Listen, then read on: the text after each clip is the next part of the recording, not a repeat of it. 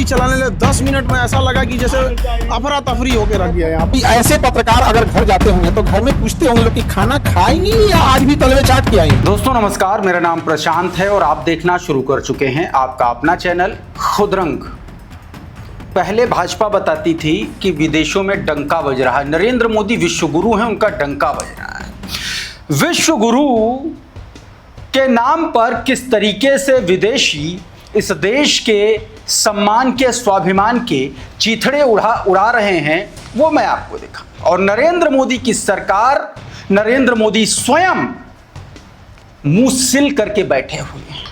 $12 billion का सोना बेच दिया और इस देश में आर्थिक मंदी दरवाजे पर दस्तक दे रही है और नरेंद्र मोदी की सरकार बेशर्मों की तरह कंबल ओढ़ करके घी पी रही है इस देश का सोना बेच बेच के। अभी मैं आपको तस्वीर आपको दिखाऊंगा, आपको बताऊंगा कि किस तरीके से विदेश में नरेंद्र मोदी सरकार की धज्जियां उड़ी हैं, धज्जियां उड़ी, घनघोर बेइज्जती हुई है और हैसियत नहीं है कि एक लफ्ज बोल पाए, एक लफ्ज बोल पाए। अभी बताता हूं उस खबर के बारे में। इसके अलावा ब्लूमबर्ग की एक रिपोर्ट जिसमें सोना बेचने की बात कही गई है। नरेंद्र मोदी की सरकार ने वो ऐतिहासिक कारनामा कर दिखाया है जो आजादी के बाद से हमारी किसी भी सरकार ने नहीं किया। सोना बेच डाला, टनों सोना बेच डाला है। $12 बिलियन का सोना बेच डाला नरेंद्र मोदी की सरकार ने चुनाव लड़ने के लिए। मैं क्यों कह रहा हूं ऐसा चुनाव लड़ने के लिए? क्योंकि रेवड़ी कौन बांटता है? क्यों चुनाव जीतने के इरादे से ऐसी योजनाएं लाई जाती हैं? अभी उसके बारे में भी बहुत सारी खबरें हैं, सब कुछ बताने जा रहा हूं। उधर एक खबर खान सर से जुड़ी हुई है। खान सर के कोचिंग इंस्टीट्यूट में तोड़फोड़ हुई है। ये तोड़फोड़ बताया जा रहा है, दावा किया जा रहा है कि किसी कोचिंग के ही कुछ लोगों ने तोड़फोड़ की है, लेकिन ये बड़ा सरप्राइजिंग है। पता नहीं संयोग है क्या है, लेकिन अंजना ओम कश्यप विवाद के बीच में खान सर जो थे वो सबसे मुखर हो रहे थे और अचानक से उनके कोचिंग इंस्टीट्यूट पर इतना बड़ा हमला हो जाता है। अभी उस खबर के बारे में भी। और लखनऊ का सबसे बड़ा अस्पताल KGMU, king George medical university में करोड़ों के घोटाले का पर्दाफाश हुआ है। मुख्यमंत्री योगी आदित्यनाथ की नाक के नीचे ये सब कुछ हो रहा था। अभी उस खबर के बारे में भी बताऊंगा, लेकिन दूसरी तरफ गृह युद्ध जैसे हालात इस देश में बने हुए हैं। कैसे खुलेआम मुसलमानों के नरसंहार की धमकी दी जा रही है। बहुत सारी खबरें हैं। सबसे पहले एक फोटो दिखाऊंगा, वीडियो नहीं दिखा सकता क्योंकि हमारे देश के सम्मान, स्वाभिमान और हमारे तिरंगे का, हमारे नेशनल फ्लैग का मामला है। एक लड़का है जो तिरंगा फाड़ रहा है और भारत को गालियां बक रहा है। ये जरा तस्वीर देख लीजिए। मैं तिरंगा फाड़ते हुए नहीं दिखा सकता। ये तस्वीर अमेरिका के टेक्सास की है। टेक्सास का रहने वाला एक आदमी जो भारतीय झंडे को फाड़ करके गालियां बक रहा है इस देश को। ये और सरेआम, खुलेआम, मतलब ऐसा नहीं कि घर में या अंदर कहीं, खुलेआम ये काम हो रहा है और देश को गालियां दे रहा है। ये ट्वीट है, आप देख लीजिए। इसमें क्या बताया गया, टेक्सास रेजिडेंस, और उसका नाम जो है उसको टैग किया गया है। कैल्टन वॉकर नाम का ये आदमी है।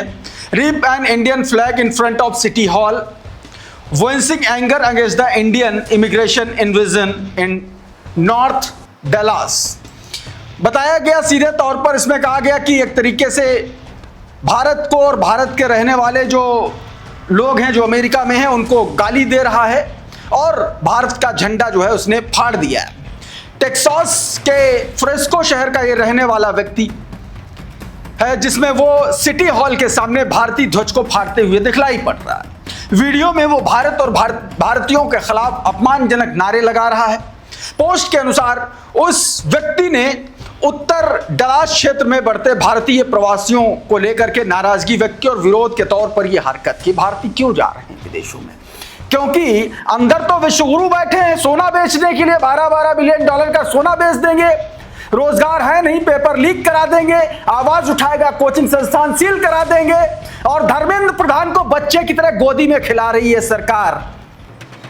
जरा सा भी शर्म होती तो ये कम से कम भ्रष्ट शिक्षा मंत्री के खिलाफ एक्शन ले लेती।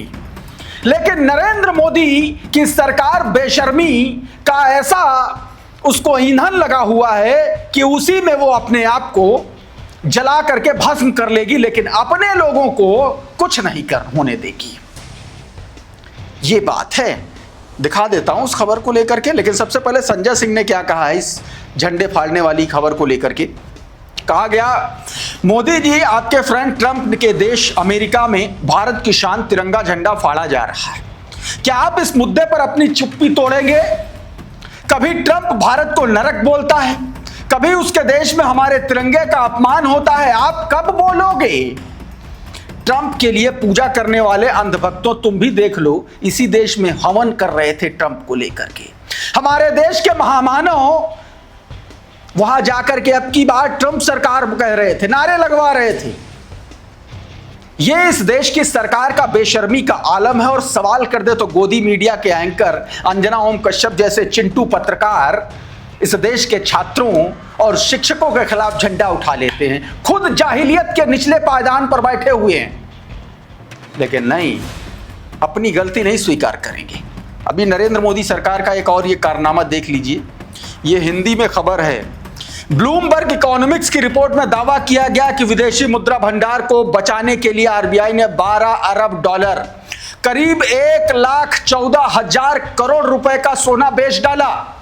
आरबीआई ने इस पर अभी कोई टिप्पणी नहीं की। रिपोर्ट के मुताबिक आरबीआई ने 22 मई को समाप्त हुए 2 हफ्तों के भीतर सोना बेचा। हालांकि इसी अवधि के दौरान आरबीआई ने 7.5 अरब डॉलर की विदेशी मुद्रा परिसंपत्तियां भी खरीदी। आकलन सार्वजनिक रूप से उपलब्ध आंकड़ों के विश्लेषण के आधार पर आधारित। विक्रांत यादव लिख रहे हैं कि ब्लूमबर्ग ने खबर दी कि आरबीआई ने सोना बेचा, अखबारों में खबर छप गई। अब तक सरकार ने न तो खंडन किया न ही पुष्टि की। हमने तो बचपन में सुना था कि बेहद बुरे समय में घर का सोना काम आता है, बेचा जाता है।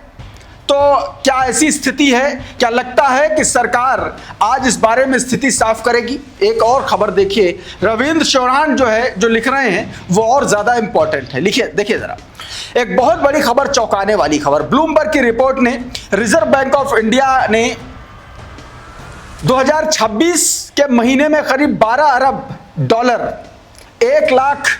1,24,000 करोड़ का सोना बेच दिया। यह सोना लगभग 200 टन के बराबर है। क्यों बेचा सोना? अभी अमेरिका और ईरान के बीच तनाव चल रहा है, इससे तेल की कीमतें बहुत बढ़ गई हैं। भारत को ज्यादा महंगा तेल खरीदना पड़ रहा है, रुपया कमजोर हो रहा है। विदेशी मुद्रा पर 97 रुपए का रुपया हो गया, जान लीजिएगा, 97 रुपए का 1 डॉलर है। अगर नीचे अभी परसों वाले दिन डाउन नहीं होता तो 100 के पार चला जाता। 95 रुपए का, माफ कीजिएगा, 95 रुपए का। दबाव बढ़ गया, पूंजी बाहर निकलने लगी। आरबीआई ने इस संकट से निपटने के लिए सोना बेचकर तरल विदेशी मुद्रा हासिल की, यानी कि सोना बेचकर डॉलर रुपया बैलेंस को मजबूत किया। आरबीआई के आंकड़ों में सोने की वैल्यू अचानक घटी, जबकि सोने की कीमतें बढ़ रही थी। ब्लूमबर्ग के अर्थशास्त्री ने इसी से अनुमान लगाया कि आरबीआई ने अभी तक आधिकारिक तौर पर यह नहीं कहा कि उसने सोना बेचा है, या ब्लूमबर्ग का डेटा आधारित अनुमान है। कहा गया कि भारत ने पहले कभी अपने आधिकारिक सोने को बेचा नहीं। 1991 के आर्थिक संकट में, मंदी का दौर था, तब भी चंद्रशेखर की सरकार ने 46.8 टन सोना गिरवी रखा था, मॉर्टगेज रखा था बैंक ऑफ इंग्लैंड और बीआईएस के बाद में उसे वापस ले लिया गया, लेकिन बेचा नहीं। पिछले कई सालों में आरबीआई सोना खरीद रहा है और 2025-26 में भारत ने बहुत सा सोना वापस ला करके देश में रखा।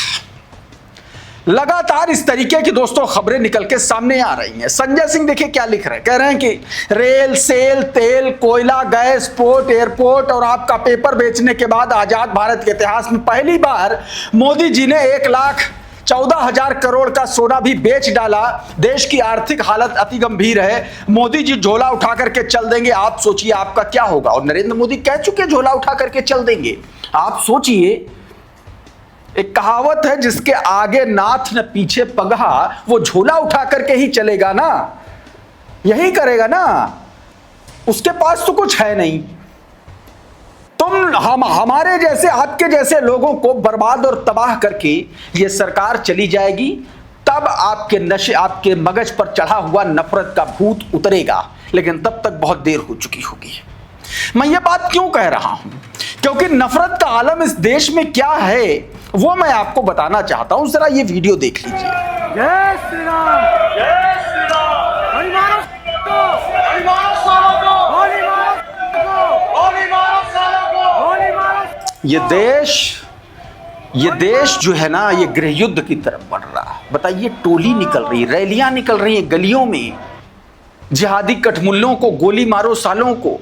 और ये पता नहीं कहां से कौन से नफरती चिंटू पैदा हुए हैं। हिम्मत नहीं है भारतीय जनता पार्टी की किसी सरकार में। गाजियाबाद की तस्वीरें हैं। योगी आदित्यनाथ एक तरफ बिजनौर में जाकर के मौलानाओं को हड़काते हैं, धमकाते हैं, और गाजियाबाद में इस तरीके के कांड होते हैं, और सरकार जो है, सरकार सन्नाटा साधे बैठी, क्योंकि उसके नैरेटिव का काम चल रहा है ना, उसके हिसाब का काम चल रहा है। नफरत बढ़ेगी, भाजपा जीतेगी, परीक्षार्थियों पर लाठी चलेगी, परीक्षार्थी जेल भेजे जाएंगे, परीक्षा नहीं दे पाएंगे। आशुतोष पांडे का कांड पता चला, योगी आदित्यनाथ की सरकार ने ये किया, टीजीटी का पेपर नहीं देने दिया उस लड़के को और उसको जेल भेज दिया, बताया जा रहा है।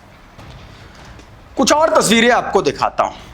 छात्र तो छात्र, शिक्षकों के भी हालात बहुत ज़्यादा ठीक नहीं हैं। अंजना ओम कश्यप जैसे गोदी पत्रकारों ने इस देश को बर्बाद और तबाह कर दिया है। नरेंद्र मोदी को खुश करने के चक्कर में इस देश में तबाही और बर्बादी में बराबर की हिस्सेदारी है इन गोदी पत्रकारों की, आप मान के चलिएगा। खान सर की कोचिंग संस्थान पर हमला हुआ, तोड़फोड़ हुई, 10 राउंड गोलियां चली हैं। खान सर क्या कह रहे हैं सुन लीजिए। इन लोग का बस यही है कि इतने कम फीस में नहीं पढ़ाया जाए, और इतने हजारों संख्या में जो रिजल्ट आता है पूरी तरह से इतनी गोली चलाने लगे। 10 मिनट में ऐसा लगा कि जैसे अफरा तफरी होकर रख गया। यहाँ पर 8-10 राउंड तो हम देखे हैं यहाँ पे। और उसके बाद हजारों की संख्या में छात्र देखिए किस तरीके से सड़कों पर उतरे हैं, और पुलिस से झड़प हुई है। उसका वीडियो न्यूज़ 24 ने जारी किया।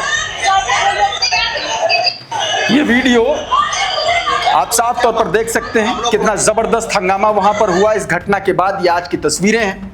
हजारों की संख्या में जो छात्र हैं वो इकट्ठा हो गए, और मतलब खान सर के समर्थन में ये छात्र आए थे।